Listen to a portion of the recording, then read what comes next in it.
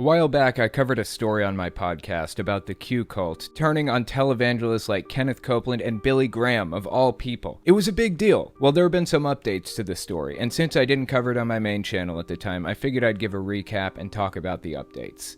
Let's get into it.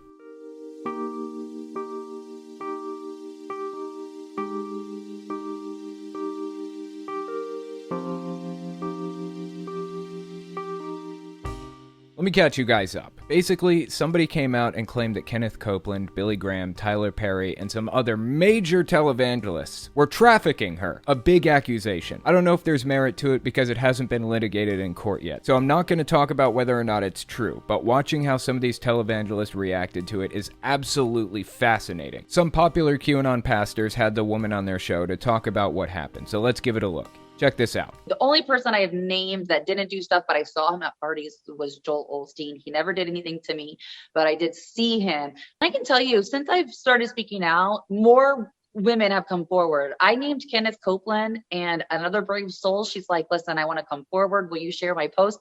And people went in and attacked her on her post for coming forward. I'm like, you're mad.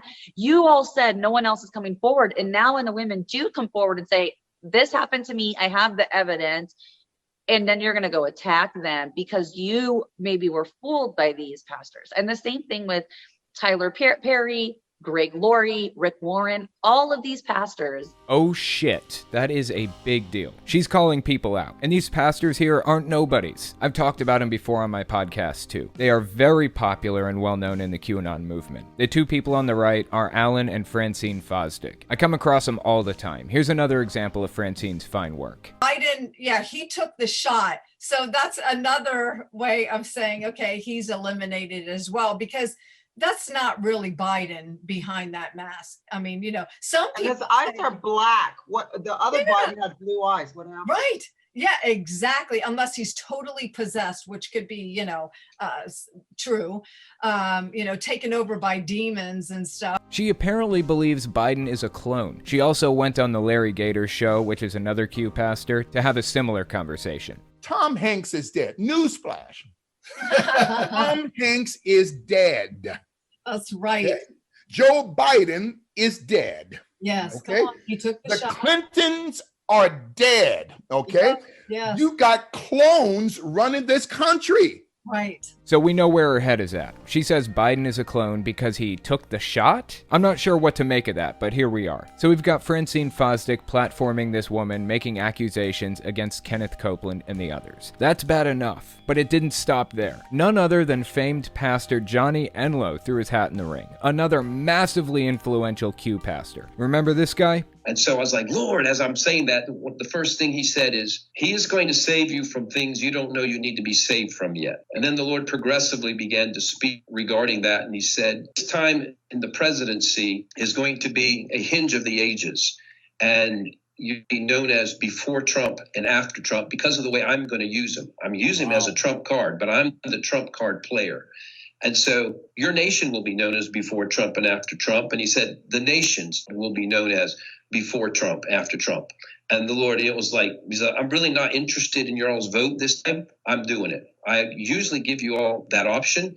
This time, I'm not. This is a rescue operation from heaven. That's Johnny Enlow. Very influential in this movement. Well, the other day, he released a quote-unquote prophetic alert to warn people away from watching these televangelists. Listen to this. Prophetic alert. Many of our most famous pastors and Christian leaders are about to be exposed as deviants and worse. This is the expanded work of God as he comes to set the captives free. It's going to be shocking. If you're part of providing cover for any of this, stop it. If you're under the spell of any pastor or leader involved in this, break free now. Leave. Then find safe people, get wise counsel, and if necessary, be a part of confronting or confirming. Time is up for these pastors and these leaders who have been wolves in sheep's clothing. There will be no delay on this reveal. It will be immediate. Wow. Well, that was, let's see, more than 2 months ago. So I guess when he said immediate, he meant God's time immediate, not the literal meaning of the word. Anyways, there's a massive battle between Q pastors and televangelists now, and the next step in the battle just happened. Any good media management team would tell these televangelists under scrutiny to keep their mouths shut about it. Don't say a word. Let other people fight the battles, because everything you say will be interpreted uncharitably and people won't believe you anyways. So naturally, the friends of these pastors are coming out to defend them. It's the same reason why Ellen DeGeneres didn't say much about the accusations against her. She had all the famous guests come to Twitter to defend her. Her denials don't mean much, but respected celebrities defending her might change people's perspectives. So Hank Kunneman decided to step up and defend his old buddy Kenneth Copeland. Before we continue, I want to mention something. If you like what I do and you want to see me continue to do it, you can support me in a few ways. First, there's Patreon. That's probably the best way. But if you want to get something back for your support, you can check me out on Teespring, or you can check out my Etsy shop. I sell all kinds of cool stuff on there, including these signs. If you want to keep Jehovah's Witnesses and Mormons from knocking on your door, put one of these out front. They're not afraid of much, except apostates.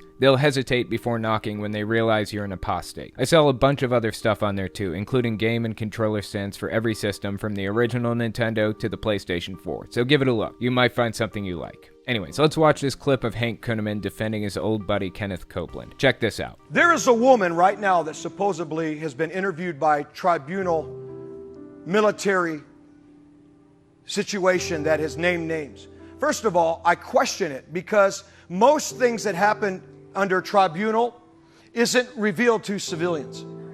Second, you're not usually allowed to. He's talking about this woman right here, the one who originally came out about this. And what's this about her testifying to a military tribunal? Why do these people obsess over military tribunals? When the election was finally decided, these televangelists claimed that Joe Biden was being tried in a military tribunal for quote-unquote what he did during the election, whatever that was. Last year there were evangelical quote-unquote news websites claiming that Hillary Clinton was sentenced in a military tribunal and was being held in Guantanamo Bay. All kinds of bizarre stuff. Although to be fair, most of the claims about military tribunals come from Q people. I haven't directly heard Kunneman make any claims about military tribunals specifically. That doesn't mean he doesn't make those claims, I just haven't noticed it. When evangelicals start talking about military tribunals, I usually check out and accept they're completely full of it. Anyways, let's continue. But when you start implicating certain people that have had the fruit and the character that contradicts what they say,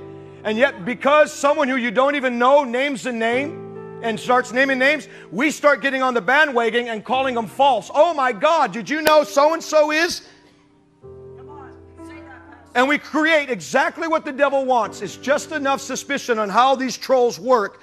Get you to be shamed, create suspicion, and tell lies, and people believe it. Well, like I said, I'm not here to decide if there's any truth to it. I have no idea. I have no evidence either. For all I know, it's not true. I think we're gonna have to sit back and wait for more information. But their reaction to this whole thing was fascinating. One big problem with Q people is that they're willing to believe basically anything with no evidence. If it fits into their worldview, then they eat it up, hook, line, and sinker. A while back, a Republican congressman endorsed Q and tried to carry the banner, wanted to win Q votes, and he was largely successful until he took a picture of his kid at a campaign event. Much to his dismay, she was wearing red shoes. To Q people, that's a signal from the deep state. It has special meaning. They started accusing him of all kinds of bizarre stuff. And since they don't need evidence to believe things, they picked it up and ran with it. The congressman had to make public statements about how he's never been accused of that in his life, and it's completely meritless. Honestly, I think it's probably his fault. If you mess with the bull, you get the horns. He shouldn't have endorsed Q without knowing all the little signs and signals they watch for. Anyways, let's keep listening to Kunneman's defense of his televangelist friends. People always go towards the side of, oh, you're guilty, now you got to have enough money to prove yourself innocent.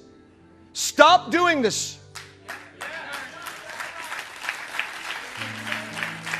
Every time I would see people say, well, who did they name? I want to say, first of all, how credible is this person? Maybe they're a witch. Prove to me you're not a witch. Suddenly he wants evidence. I actually agree with him here. I think he's right to ask questions and be skeptical right out of the gate. I just like to see him apply some of this skepticism to other parts of his life, like the belief in God. Dude is way too far gone to expect something like that from him. It's beyond wishful thinking. It's just fascinating to watch a true believer suddenly turn into a skeptic the moment some claims come along that he doesn't want to accept. I see this kind of thing from young earth creationists about evolution too. If they were half as skeptical about God as they are about evolution, they wouldn't be Christians anymore. Anyways, that's all I've got for you. Thanks for watching, guys.